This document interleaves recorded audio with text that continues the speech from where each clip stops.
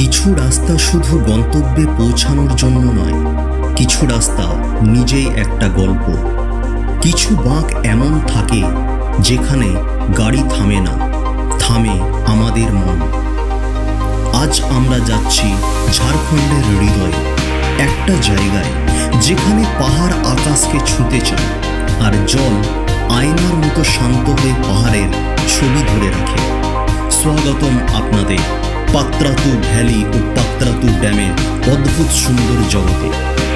রাঁচি থেকে মাত্র 40 কিলোমিটার দূরে এই রাস্তা যেন পাহাড়ের কোলে লেখা কবিতা। এই রাস্তার প্রতিটা বাঁক মনে করিয়ে দেয় আমাদের শহরের মানুষ, কিন্তু প্রকৃতি আমাদের আসল বাড়ি। এখানে পৌঁছানোর জন্য সবচেয়ে জনপ্রিয় রুট হলো এই ঘাট রোড, ঝাড়খণ্ডের মিনি লে লাদাখ নামে পরিচিত। রাস্তার দুপাশে সবুজ পাহাড়, মাঝে মাঝে কুয়াশা আর নিচে বিস্তৃত উপত্যকা। হেলমেট, ক্যামেরা, বাতাসের শব্দ, ইঞ্জিনের মৃদু গর্জন। এই রাস্তা আপনাকে তাড়াহুড়ো করতে দেবে না। প্রতিটা বাঁক আপনাকে বলবে, ধীরে চলো, আমাকে অনুভব করো।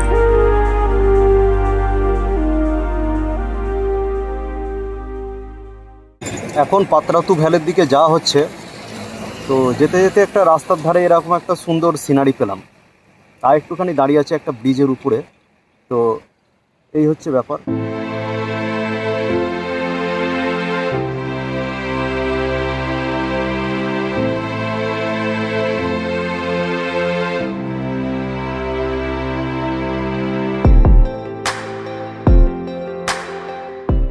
তো পাত্রাতু ভ্যালিতে চলে এসেছি। এখনো পুরোপুরি পরিষ্কার আকাশ নেই, একটুখানি ধোঁয়াশা কুয়াশা ভাব আছে।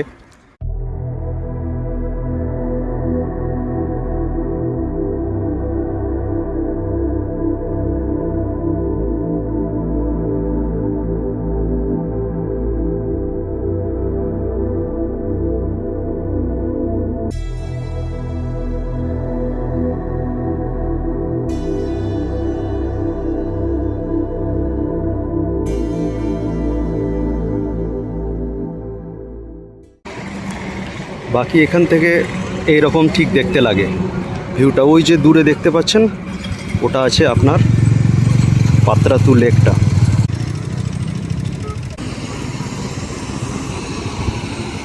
আর এখানে দেখুন খেয়ে বিয়ারের বোতলগুলো এখানে সব রেখে দিয়েছে। এই হচ্ছে মানুষের স্বভাব। তো এটা হচ্ছিল আপনার পাত্রাতুর একদম টপে।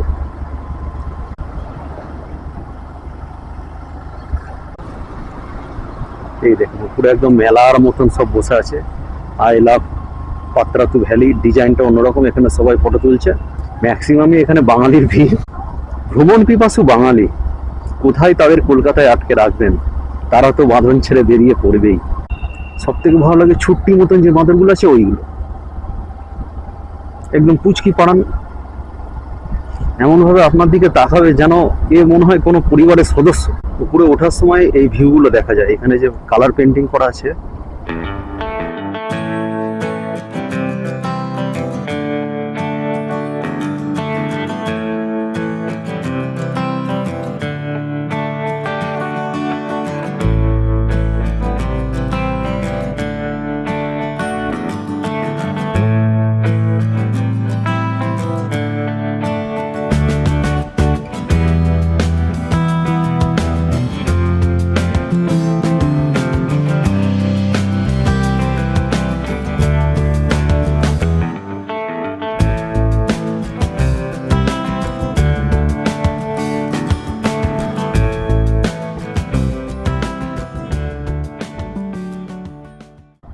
পাত্রাতু অ্যাকচুয়ালি একটা জায়গার নাম। ওটা ওই পাত্রাতু লেকের নামে হয়েছে। ভ্যালি ওই জন্য এটাই ফেমাস হয়ে গেছে। তো এখন পাত্রাতু ড্যামে চলে এসেছি। আর দেখুন কোথা দিয়ে আমরা উঠছি। আমি, রোহিত উঠে গেছে, ওই যে উপরে দাঁড়িয়ে আছে ব্যাগ নিয়ে, ওখানে রোহিত দাঁড়িয়ে আছে। আর আমি এরকম রাস্তা দিয়ে উঠছি, ঠিক আছে।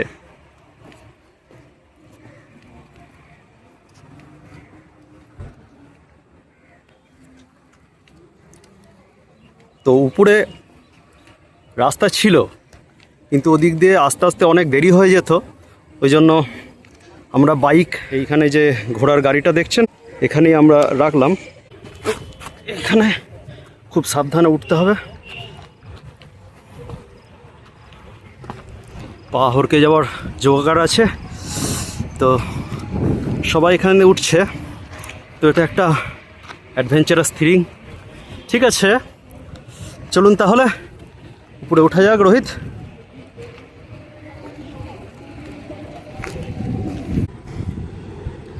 অনেকটা উপরে চলে এসেছি।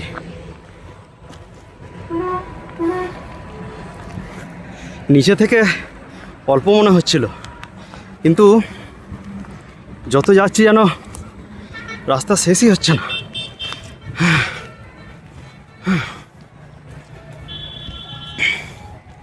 আমাদের এখনও লাঞ্চ টাঞ্চ হয়নি কিছু।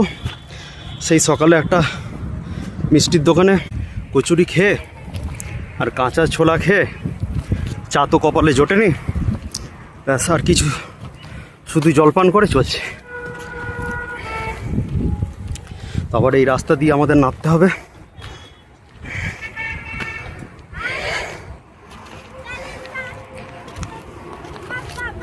বাঁ পায়ের হাঁটুটা খুবই ব্যথা করছে। আরে দাদা, ব্যাস ভেঙেছে। এই হচ্ছে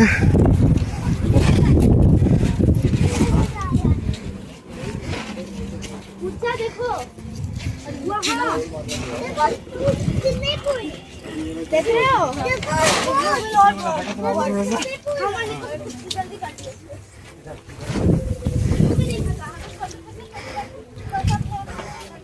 পাহাড়ের বুক চিরে যখন বিশাল জলরাশি সামনে এসে দাঁড়ায়, তখন বোঝা যায় প্রকৃতি কখনো ছোট করে ভাবেনি।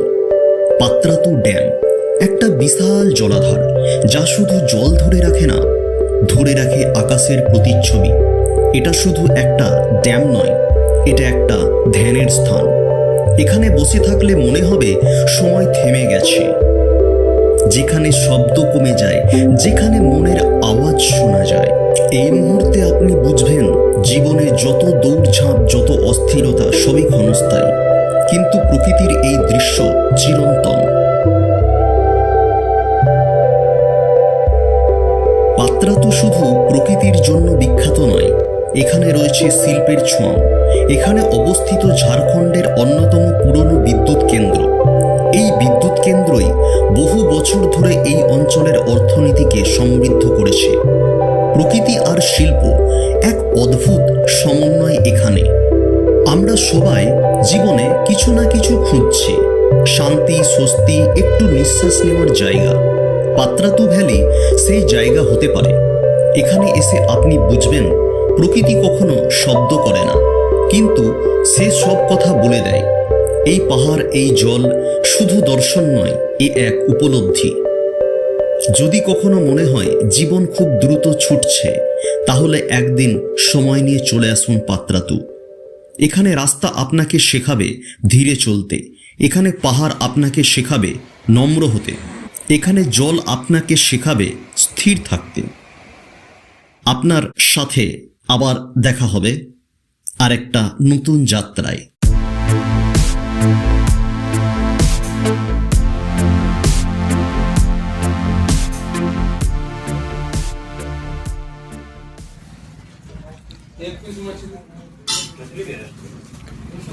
তো এখন বাড়ি ফেরার পালা।